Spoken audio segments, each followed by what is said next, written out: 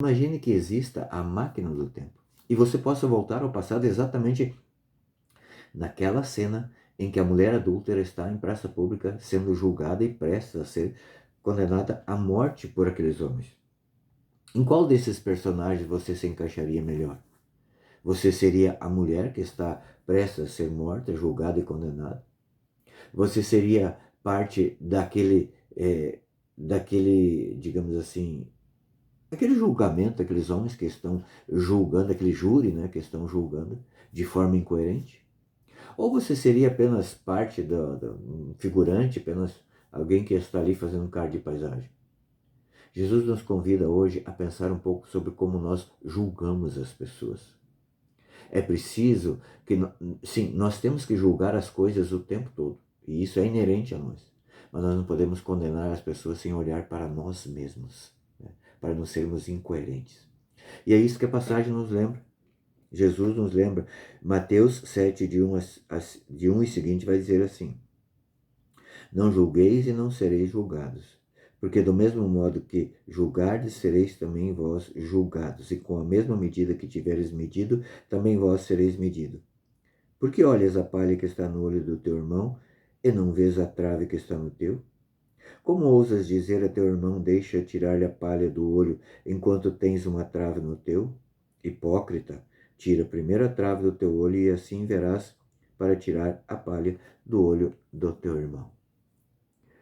É sério, né? O que está nesse evangelho aqui é muito sério. E é uma coisa que a gente faz constantemente. E veja, Jesus aqui não está proibindo de julgar em si, não. Nós fazemos julgamento o tempo todo. E é necessário, na vida que a gente está hoje, até por uma questão de prudência, nós temos que julgar os atos das outras pessoas. Por exemplo, no trânsito, você analisa a velocidade com aquele carro que está vindo no cruzamento, a preferencial é sua, mas se você não segurar, vai provocar um acidente. Isso é um julgamento. O que Jesus nos proíbe aqui é de julgar de forma injusta, né? Sem olhar para os seus próprios pecados. Isso nós não podemos fazer, né? Porque nós vemos, por exemplo, Paulo mesmo, os apóstolos sempre corrigiam, principalmente nas cartas, nós vemos eles corrigindo a igreja, as pessoas que ele tinha iniciado na fé. Então, sim, é necessário julgar, é necessário muitas vezes condenar os atos das pessoas, como está em Efésios 5, que lá vai dizer: denunciai as obras das trevas constantemente. Prega, oportuna e inoportunamente. São palavras fortes. Agora, é necessário que nós não façamos juízos temerários. Nós não podemos condenar atos, pessoas, principalmente as pessoas, por atos que nós não sabemos a intenção com as quais essas pessoas fizeram. Isso é o juízo temerário, né? E, sobretudo, nós não podemos condenar as pessoas fazendo uma simulação de virtude. Uma simulação de virtude. Cara, isso hoje em dia é o que mais acontece. É essa afetação de virtude. Eu vejo uma pessoa que que fez um ato errado, e eu já saio descendo pau na internet, por exemplo, que é onde acontece muito isso, e fazendo fofoca, e eu não sei das reais intenções com que essa pessoa cometeu esse ato. Isso é juízo temerário. Isso, sim, é condenável diante de Deus. É isso que Jesus nos pede, né? Não se pode, por exemplo, segundo São João Crisóstomo, corrigir com amargura ou com vingança, mas nós devemos corrigir as pessoas como um médico que põe um remédio sobre uma ferida de uma pessoa. É dessa forma que nós devemos, sim, corrigir as pessoas, né? E aqui vai dizer: não julgueis e não sereis julgados. Isso não significa que o fato de nós não julgarmos as pessoas, nós seremos blindados e isentos do julgamento. Não. Significa que se nós julgarmos com justiça, nós seremos julgados por Jesus também com justiça. Mas se nós julgarmos com injustiça, nós ainda assim seremos julgados com justiça. E essa justiça que nos condenará porque nós somos injustos. Entende? É isso que Jesus nos pede para estarmos atentos.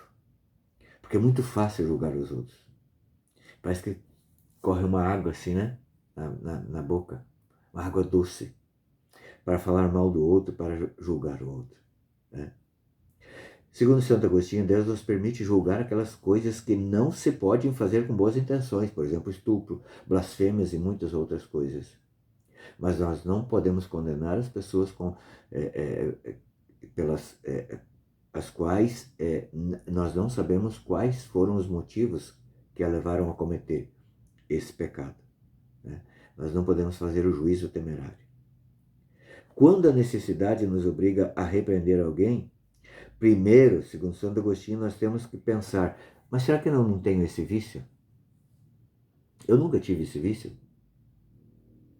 Ou será que eu não posso vir a ter esse vício no futuro? Essas perguntas são necessárias para que nós não sejamos injustos. E aí sim nós temos que condenar o pecado dessa pessoa. Ou até mesmo se nós temos esse vício, nós temos que dizer, meu irmão, vamos juntos tentar sair desse vício. É assim que nós devemos fazer. Jamais condenar uma pessoa sem olhar para nós mesmos. Nós devemos ter sempre diante de nós aquela parábola do servo cruel, que foi perdoado por seu patrão lá, que devia lá 50 toneladas de ouro, mas não perdoou o seu colega que lhe devia alguns poucos denários. Essa é a relação do que nós devemos a Deus e que os irmãos nos devem. Sejamos justos. Julguemos sim o pecado, mas não as pessoas de forma temerária. Deus te abençoe.